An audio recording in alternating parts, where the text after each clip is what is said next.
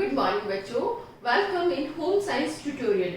आज हम विशिष्ट बच्चों के बारे में पढ़ेंगे। इनको हम बोलते हैं स्पेशल चिल्ड्रन। तो हम अब सभी अपने आसपास देखते हैं कि कुछ बच्चे बहुत बुद्धिमान होते हैं तो कुछ बच्चे मूर्ख होते हैं, कुछ बच्चे एक्सट्रोवर्ट होते हैं, बहिर्मुखी होते हैं, तो कुछ बच्चे एकांत प्रिय होते हैं। तो विशिष्ट बच्चे वे बच्चे होते हैं जो कि सामान्य बच्चों से भिन्न होते हैं, यानी कि विशिष्ट बच्चे वो बच्चे होते हैं जो शारीरिक, मानसिक, सामाजिक, संवेगात्मक एवं शैक्षिक गुणों में सामान्य बच्चों से भिन्न क्षमताएं रखते हैं। ये क्षमताएं या तो कम हो सकती हैं या अधिक हो सकती है। इन सभी को हम विशिष्ट बच्चे कहेंगे। विशिष्ट बच्चों की अलग अलग कैटेगरीज है। इसमें पहली कैटेगरी है शारीरिक अक्षमता से युक्त बालक, यानी कि इन बच्चों के अंदर कोई शारीरिक दोष होता है या विकृति होती है जिसके कारण जो सामान्य बच्चों से इनकी क्षमताएं कम हो जाती है। तो इसमें पहले आते हैं अंधे व कमजोर नजर वाले बालक। अंधे बच्चे, ब्लाइंड चिल्ड्रन, जिनको बिल्कुल दिखाई नहीं देता है और इनको स्पेशल स्कूल्स में भेजा जाता है जहां पर ये ब्रेल लिपि के द्वारा पढ़ते हैं। ब्रेल लिपि में अक्षर जो है उभरे हुए होते हैं, तो इन उभरे हुए अक्षरों को बच्चे स्पर्श करते हैं और स्पर्श के द्वारा ये बच्चे पढ़ते हैं। तो अंधे बच्चों के लिए तो हम व्यवसायिक शिक्षा की जब हम बात करते हैं तो इनको गायन की शिक्षा देनी चाहिए, जिससे कि वो अच्छी तरह से गाकर अपनी जीविकोपार्जन कर सके। सेकंड इसमें है कमजोर नजर वाले बालक। इन बच्चों की जो नजर है वो कमजोर होती है, तो ऐसे बच्चों को क्लास में आगे बिठाना चाहिए और या फिर इनको बड़े अक्षरों वाली किताबें पढ़ने के लिए दी जानी चाहिए और समय समय पर इन बच्चों का आईसाइट टेस्ट कराते रहना चाहिए। तो ये हुआ अंधे व कमजोर नजर वाले बालक। दूसरे हैं मूक व बधिर बालक। इन बच्चों को ना तो सुनाई देता है और ना ही ये बच्चे बोल सकते हैं। तो ये मूक व बधिर बालक हुए।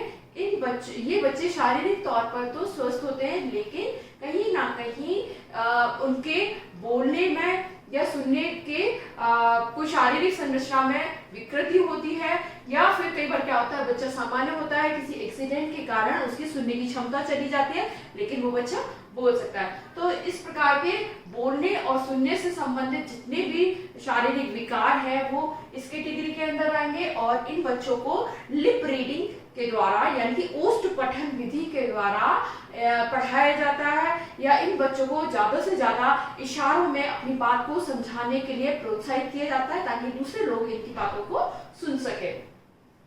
तीसरे आते हैं अपंग बालक। इन बच्चों में हड्डियों का और मांसपेशियों का समन्वय सही नहीं होता है, तो ये सामान्य क्रियाओं को भी नहीं कर पाते हैं। तो ऐसे बच्चों को इनकी अपंगता के अनुसार व्हील चेयर या फिर कृत्रिम हाथ पैर लगाने चाहिए ताकि ये सामान्य बच्चों की तरह से अपनी क्रियाओं को कर सके। और इसके अलावा इनको इस तरह की व्यवसायिक शिक्षा देनी चाहिए जिसमें कि इनकी जो शारीरिक अक्षमता है कहीं भी बाधक नहीं बने।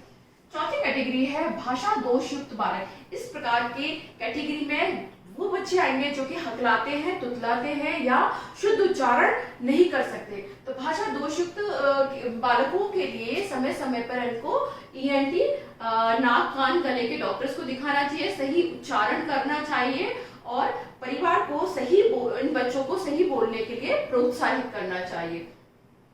लास्ट कैटेगरी है नाजुक बालक।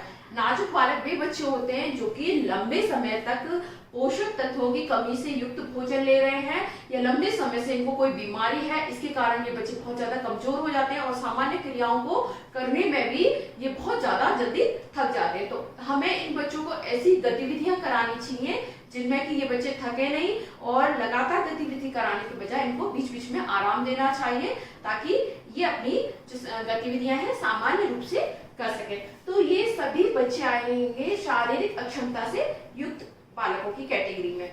सेकंड कैटेगरी है मानसिक विकार युक्त बालक। मानसिक विकार युक्त बालक इसके अंतर्गत आएंगे मंद बुद्धि बालक जिनकी बुद्धि लब्धि या आईक्यू जो है वो 70 से 85 होती है। इनका जो मानसिक स्तर है वो अपनी आयु के समान बच्चों से कम होता है, इसीलिए इनको मंद बुद्धि बालक कहा जाता है।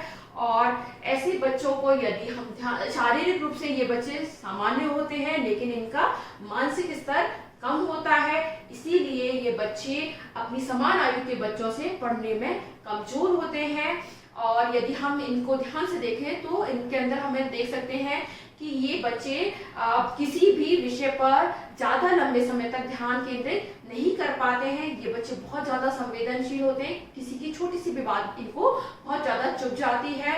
गणित विज्ञान जैसे विषय ये नहीं पढ़ पाते हैं और जब हम इनसे बात करते हैं तो बोलते कम है, सुनते ज्यादा है। यदि इनको कोई भी बात समझाई जाए या गणित का हम कोई भी फॉर्मूला इनको समझाएं और उसके बाद इनको दूसरा सवाल करने के लिए जाए तो चीजों को ये नहीं कर पाते हैं। तो इनकी निर्णय करने की क्षमता बहुत कम होती है, इनकी संकल्प शक्ति बहुत कम होती है और दूसरों के बजाय अपनी बहुत ज्यादा चिंता करते हैं। तो ऐसे बच्चों को, मंदबुद्धि बालकों को जब हम शिक्षा की बात करते हैं तो इनको अधिक से अधिक हमें खेलों में, व्यायाम में, एक्सरसाइज में आगे बढ़ाना चाहिए, क्योंकि इनका फिजिकल डेवलपमेंट बिल्कुल सही होता है। इनको अधिक से अधिक गायन की शिक्षा देनी चाहिए, चित्रकला ज्यादा से ज्यादा सिखानी चाहिए और उनकी जो पेंटिंग्स है उनकी एग्जीबिशन लगानी चाहिए। इनको आगे बढ़ाते रहना चाहिए। इन बच्चों की जो IQ है वो होती है 70 से 85 के बीच में। इसके बाद नेक्स्ट कैटेगरी आती है प्रतिभाशाली बालक। इनको हम गिफ्टेड चाइल्ड भी बोलते हैं और ये बच्चे, इनका जो बुद्धि लब्धि है, जो मेंटल लेवल है, सामान्य बच्चों से बहुत अधिक होता है। इनका IQ होता है 130 से 140।